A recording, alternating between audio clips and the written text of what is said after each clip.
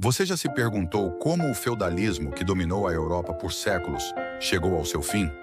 Por que um sistema que parecia tão estável, onde a nobreza tinha terras e poder e os camponeses garantiam a produção, desmoronou? No final deste vídeo, vamos responder essa pergunta intrigante. Mas para entender o fim, precisamos primeiro conhecer as raízes, o auge e a complexa estrutura desse sistema que moldou a Europa medieval. O feudalismo surgiu em um contexto de colapso do Império Romano e as invasões bárbaras que fragmentaram a Europa em pequenos reinos e territórios. Sem uma autoridade central forte, a sociedade medieval se organizou em torno de um sistema de lealdades e obrigações. No topo, os senhores feudais possuíam as terras e, em troca de proteção militar, concediam essas terras a vassalos, que por sua vez as trabalhavam com o auxílio dos servos e camponeses. Socialmente, a Europa estava dividida em três grandes classes: os nobres, os clérigos e os camponeses. Os nobres detinham o poder e as terras, enquanto o clero influenciava o pensamento e a moral da época. Os camponeses, que formavam a maioria da população, estavam presos a essa estrutura, obrigados a cultivar as terras e pagar tributos, muitas vezes em troca de simples segurança e sustento. Politicamente, a descentralização era uma das marcas do feudalismo. O poder estava fragmentado entre senhores locais, com pouco controle direto de um rei ou autoridade central. O sistema de suzerania e vassalagem estabelecia relações hierárquicas, onde cada indivíduo, do rei ao camponês, devia lealdade a alguém acima de si. Economicamente, o feudalismo era um sistema agrário, com a terra como principal fonte de riqueza. O comércio era limitado e a produção era basicamente de subsistência. Cidades eram raras e pequenas, e o poder econômico estava concentrado nas grandes propriedades rurais controladas pelos senhores feudais. Diversos autores estudaram o feudalismo ao longo da história.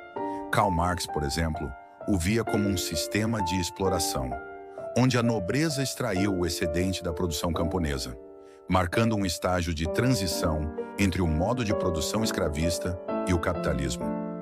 Marx acreditava que o feudalismo era uma etapa necessária na evolução das sociedades, mas uma etapa marcada por contradições internas. Marc Bloch, historiador francês, argumentou que o feudalismo era mais do que um sistema econômico ou político, mas uma estrutura social completa, moldada pela insegurança da vida medieval. Para Bloch, a interdependência entre senhor e vassalo, nobre e servo, era a essência do feudalismo. Essa interdependência criou uma sociedade baseada em obrigações mútuas, onde a lealdade e a proteção eram tão importantes quanto a posse da terra. No auge do feudalismo, entre os séculos 9 e 13, esse sistema de poder se consolidou em praticamente toda a Europa. Os castelos se tornaram símbolos de força e controle, e a nobreza vivia de acordo com códigos de honra e lealdade, enquanto os servos trabalhavam sob uma estrutura rígida.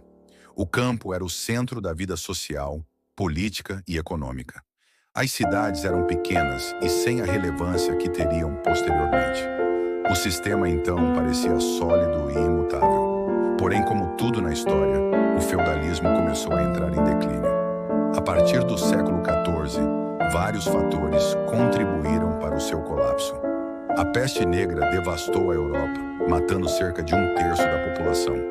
Com a escassez de mão de obra, os camponeses passaram a exigir melhores condições, e muitos abandonaram os feudos em busca de trabalho nas cidades, onde o comércio começava a florescer. Além disso, o renascimento do comércio e a ascensão da burguesia urbana criaram novas formas de riqueza, que não dependiam da posse de terras. As cidades começaram a crescer, e com elas, novos centros de poder e influência surgiram, enfraquecendo a nobreza feudal. O desenvolvimento das economias monetárias e a centralização do poder real também desempenharam um papel crucial na desintegração do sistema feudal. As cruzadas, que inicialmente fortaleceram os senhores feudais, acabaram abrindo rotas comerciais para o Oriente, o que intensificou a circulação de mercadorias, pessoas e ideias. O Renascimento trouxe consigo uma nova visão de mundo, onde o indivíduo e a liberdade pessoal começaram a ganhar mais importância, desafiando a rigidez das relações a maior mudança veio com o surgimento dos Estados Nacionais. Reis começaram a consolidar seu poder e reduzir a autonomia dos senhores feudais, criando exércitos nacionais e impondo uma administração centralizada. Isso foi evidente na França, na Inglaterra e na Espanha, onde monarquias fortes começaram a surgir, substituindo a fragmentação política feudal. E agora, voltamos à pergunta que fiz no início. Por que o feudalismo acabou?